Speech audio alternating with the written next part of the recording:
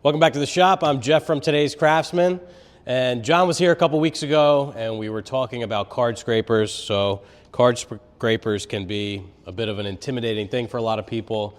You have to know how to get them set up and how to put a burr on them to use them. And John even doesn't use them in his shop. He uses a razor blade, which does work. I do that on site a lot. But we picked up some scrapers here from DFM Toolworks. I've been using these for years. I have some old ones that I can show you. And we're going to go through setting this up a really simple way. This is not to hand scrape furniture finishes. This is a workhorse in the shop for scraping glue, for evening things out. And we're going to show you the easiest way to do it. Have our scrapers here, and you can see on the package it says, your card scrapers need to be filed and burnished for best scraping results. And again, these are from DFM Toolworks. We'll put a link down to all this stuff in the description. And these are your card scrapers, so it's just a piece of steel. Usually it has the thickness on here, so these are 32 thou by 2.5 by 5. And it does have a little bit of a burr here from being punched out. And this would scrape, but it's not ready to use. We have an inconsistent edge and no real burr, so we need to prep this edge, and we're going to do that with a diamond stone. You can start out with a file. I like to just go right to the stone. So I have my trend. This is a combination 1,000, 300 grit here. So we can start out at 300 grit, and we want to get any of the little imperfections out of this edge. So I'm going to take a block. You can actually create a scraper vise, which is 2 pieces of wood that get clamped together with wing nuts. I've never made that. Just, again, this is trying to do this the simple way. So I have a nice square piece of cherry here, and I'm going to run the edge of the scraper first on this 300 grit until we have a nice consistent edge. I can still feel some stuff here.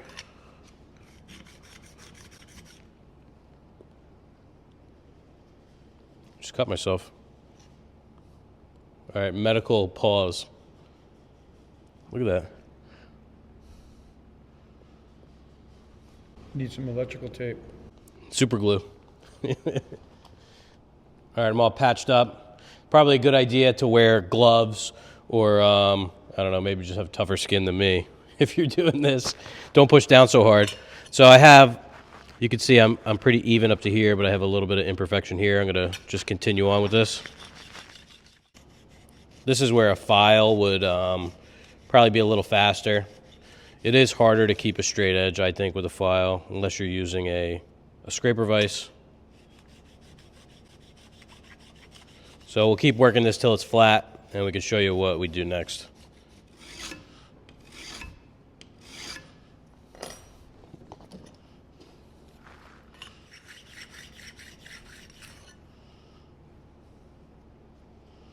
So I did end up going back and hitting it with a file. There was a little pit in the edge that was taking too long to get out. A lot of times you don't have to do that, but just sped things up a little bit. If I kept at it with the 300, it would definitely flatten out. So now that we have a nice consistent scratch pattern there, we're going to switch over to our 1,000 grit side. And some guys get real crazy and they go up to a super high grit, but that's not necessary in the way that we're going to be using this scraper. So we just want to get rid of that 300 grit scratch pattern and replace it with 1,000 grit.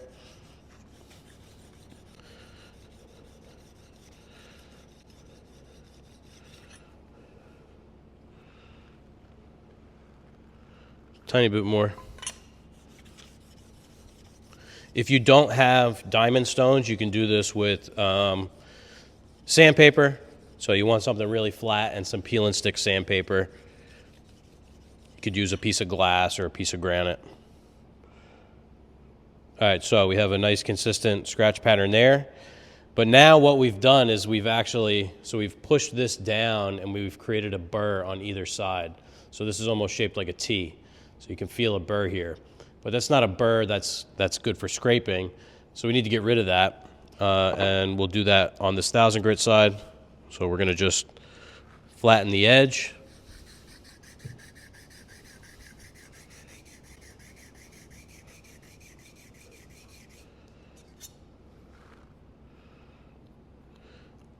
And you want to get, a consistent scratch all the way across the surface. You can see, since this is blue, you can see where it's been hit and where it hasn't.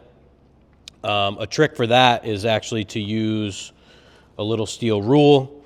I forget the gentleman's name who came up with this idea, but this is a 20 thousandths steel rule, and you can use this to give yourself a little bit of an edge in terms of flattening this. So we're tipping this up at an angle. We're making it easier. It won't be perfectly flat, but certainly close enough. And that's something I do on my hand plane irons as well for the back of the iron. Sometimes it helps if you can hold this down with a block, if you put some magnets in it.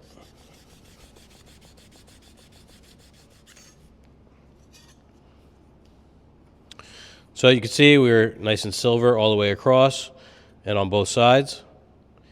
Now typically when I'm setting up a scraper I would do all four sides, but for the sake of time we're just going to do one edge today. So we have now a nice flat top and square sides, and we're ready to go to the next step, which is burnishing. So the way I learned to burnish is with a carbide burnisher like this, and this is a skill that takes, some learning and some practice to achieve. So you would actually use it in a vise, and if you don't have a bench vise like this, you could make the scraper vise like I was talking about, where you have two pieces of wood that clamp this, and you clamp those down to a table or a workbench that doesn't have a vise. But you would use this and hold it at the angle that you want and actually burnish the edge like this, and then flip it around and do the other side. But I found this a couple years ago. This is called the AccuBurr. So you can see that this has three different little V notches. This is 5 degrees, this is 10 degrees, and this is 15 degrees. This is just a piece of solid carbide. And what this does is it actually puts a burr on both sides of your scraper at the same time. So 5 degrees would be for really fine work, 10 is sort of your all-purpose, and 15 would be more heavy-duty rough work, shaping wood, removing a lot of material. And they're going to be bigger hooks as you go up. So the 5 is the smallest hook, and 15 is the biggest hook. And maybe you don't really know what I mean by hook, but so let's say this is your scraper. Hook is actually going to be like a little hooked burr of metal, and that's what does the cutting. So you're going to flip it upside down and cut like that. This is too much of a fish hook, but you get what I mean. You're going to have a little hook of metal, and that's your blade. That's going to be cutting the wood fibers. So we can clamp this up in the vise, and you always want to start with the 5 degree to start your burr. So we're going to take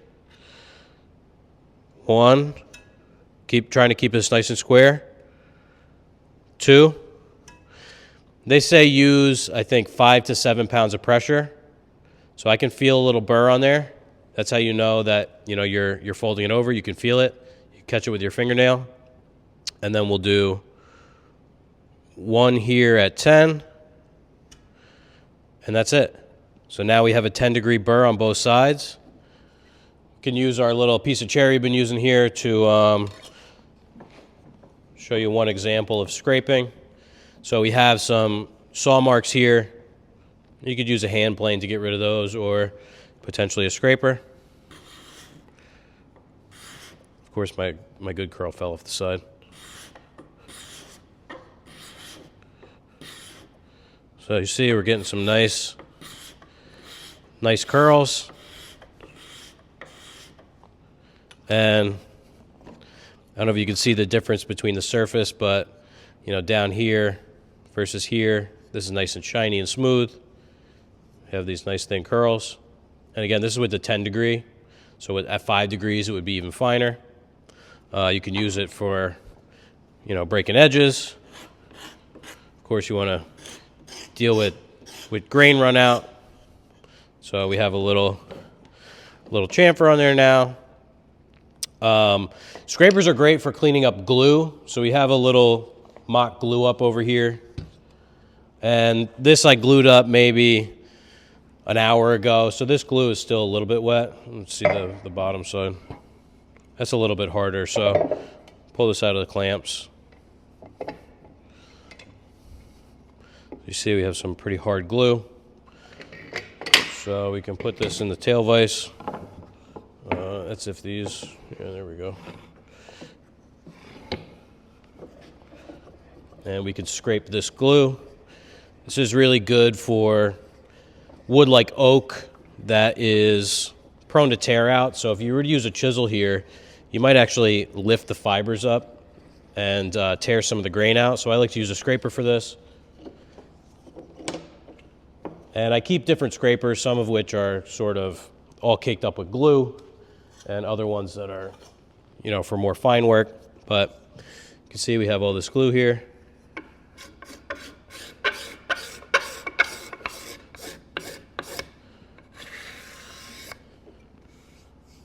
That's nice and smooth. So we're a little uneven here. I can even go ahead and even those up so you can see my fingernail grabbing.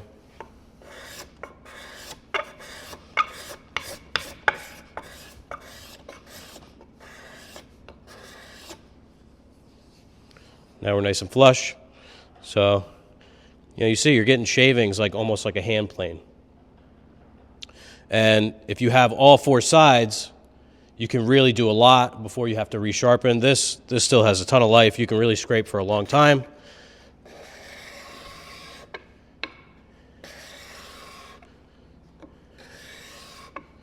Get some nice shavings. And you see I'm putting a little bend in the scraper. And you have to tilt the scraper so that you get the hook to catch. So if you scrape like this, it's not doing anything. If you scrape like this, it's sort of making sawdust. So you need to find that sweet spot when you feel it grab and you start to make some shavings.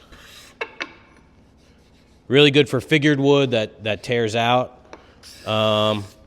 And we can show you some other examples of scrapers. We'll gather them up and show you what they are. In front of me here, I have a selection of some of the scrapers in the shop. I have a lot of scrapers, it turns out. I can tell you a little bit about what they do. So here we have a gooseneck scraper. This is another DFM scraper. And you see we have all these different radii here.